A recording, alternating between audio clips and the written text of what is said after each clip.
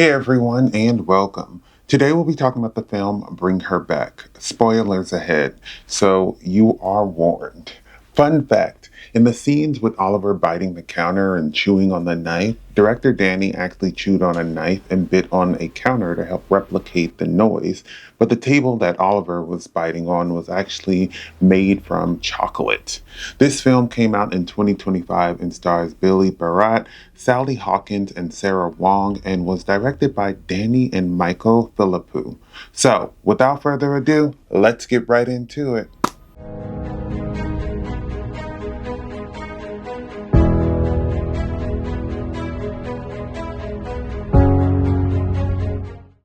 Bring Her Back follows siblings Andy and Piper who are put into foster care after their father dies. They end up in the care of Laura, whose daughter died, and now she is fostering the two as well as a boy named Oliver. Andy soon finds out that Laura is malicious and has very malicious intentions, and he must try to stop her and save his sister. Bring Her Back is a horror movie dealing with grief, cults, and possession. It has similar vibes to The Haunting in Connecticut, Hereditary, or Talk to Me. I watched Talk to Me by Danny and Michael and was pleasantly surprised. So when this movie was being marketed, I knew I had to watch it. The trailer didn't give too much away, but I could tell it would be just as creepy. I wondered if the film would tie back to Talk to Me, which it did not, but there was a cool line in the movie where they say Talk to Me, which may seem like just some normal line until you realize that that's the name of the brothers' debut film. The film introduces a cult at the beginning, which may seem confusing at first because it's just some shots and you don't really know what's going on. But by the end of the movie, its significance will become clear. Bring Her Back is a horror movie that relies more on making the viewer uncomfortable than presenting all of these jump scares. Don't get me wrong, I love some jump scares, but this film shows all this unsettling stuff, and it really got under my skin and made me feel uncomfortable and scared. Sally Hawkins really lent to this because she seemed so nice, but she really wasn't, which you learn as this film goes on. I think something that adds to it is the fact that she's doing all this weird stuff, and I just could not figure out why. She is very attentive to Piper. She hides Oliver in a room most of the time. And with Andy, she seems to hate him and starts doing things to prove that he is not mentally well and should never be the guardian of his sister. I love how the film shows you the small things that she does that would have someone believe Andy is a crazy one if they were viewing the situation from the outside. But since we are on the inside, we know that she is just insane. Oliver lends to this as well because something is clearly wrong and it's some kind of possession that we learn is from the cult shown at the beginning of the film. Even with Oliver doing all of this weird stuff, you know that he is a victim, but you just don't know what she really did to him to make him act this way. I think all of the uncertainty really got under my skin because I was always wondering what was going on and how this crazy lady was putting all these kids' lives at risk. We come to find out that Lara wants to put her daughter's soul in Piper's body, which would be way easier with Andy not around, and while she preps for this, she tries to keep Oliver under control. She almost gets away with it, but Piper is able to fight her way out and survive. Before this, Andy almost unravels her plans when he involves the social worker who sees what has happened to Oliver and almost escapes, but Lara runs her and Andy over with a car. Andy survives, but she drowns him in hopes of speeding up the process to change the bodies with Piper. She almost succeeds until she had a moment where she realized her grief is causing so much pain for other people and decided to kill herself to be with her daughter, which I thought was a fitting end considering her life would have been over if she got caught. And to be honest, she didn't deserve to live after all that stuff that she just pulled with these kids. Jonah Wren Phillips was so good as Oliver. He is silent throughout the movie, but he is just so creepy and unsettling.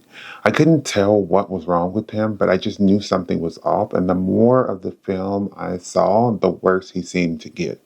I'm not the biggest fan of gore, and the scene where he was chewing the knife caught me so off guard, partly because chewing a knife is crazy and unexpected, but also I thought he would stab Andy, not cause so much damage to himself.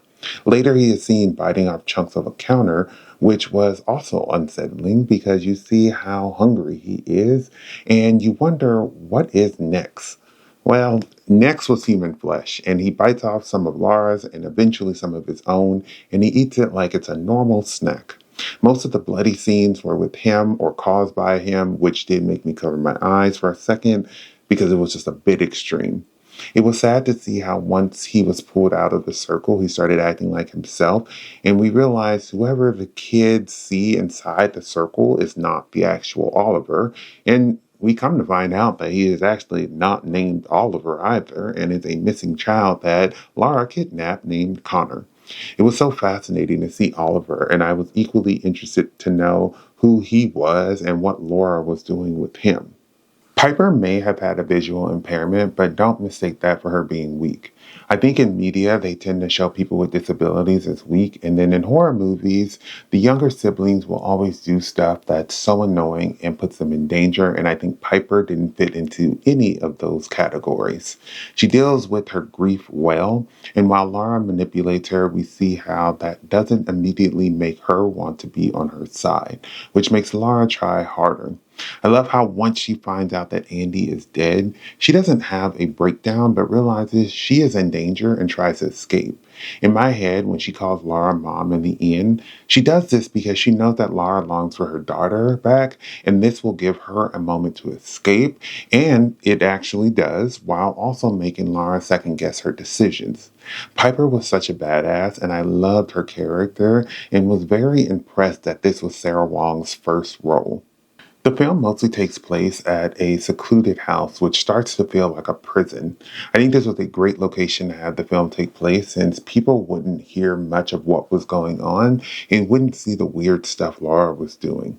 In the cult film, we see how leaving this circle makes whatever demon is inside the person leave, so having this space lets her draw the circle very large to avoid that. Having the film primarily set in this one place really increased the tension and had me wondering if all three kids would make it out. My favorite part of the film is how Andy fought so hard to protect his sister.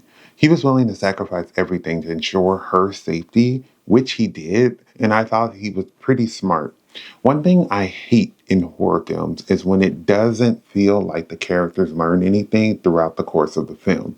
With Andy, he is already on edge and he slowly starts to see how weird Laura is and how she takes what he says and manipulates it to get more on Piper's good side and makes him seem crazy. Andy sees how good she is at manipulating people. In this case, she uses their dad's death as a way to insert herself. She almost gets away with her plan, but he realizes what she's doing and tries to stop her. I'm so glad the social worker believes him when she sees evidence, but I was so sad that Laura ends up killing them both. But Andy's death was so brutal because she drowns him, which is crazy since that's the way her daughter died. While on the way to confront Laura with help, he records a voicemail to Piper explaining his story with his dad and how he always tried to protect her and how much he loves her, and I honestly thought he would make it out alive. It's sad that he gets killed, but I think what's sadder is watching Piper listen to the voicemail crying, which made me cry because they didn't deserve this at all. I can't think of the last time a horror film made me cry, because while I was happy that Piper made it out alive, Andy lost his life trying to get her out, and even though he did protect her, he couldn't protect himself. These kids were already grieving, and Laura preyed on that grief to use them to try and bring her daughter back with the knowledge that she learned from this cult as well as kidnapping another child. Andy was a great protagonist because he was right about a lot of stuff that was going on, but adults question his credibility because of something he did as a child and used that one thing to say he was an abusive person when in reality it was an isolated incident of a kid lashing out, which if they looked more into it, they would know it's from the abuse that their dad put on Andy. Billy Barratt did so good in the role, and I really had um, a great experience rooting for Andy while watching this movie. Bring Her Back is a great follow up to Talk to Me. Just like that movie, this one will have you feeling deeply unsettled but also fully invested. The cast was great, and by the end of the film, I was an emotional wreck and very tense. Thank you for watching my video. I would love to hear your thoughts down below in the comments. If you have not subscribed, please do so to keep up to date with more of my videos. But besides that, everyone stay safe, have fun, and grapefruit, I guess. Goodbye.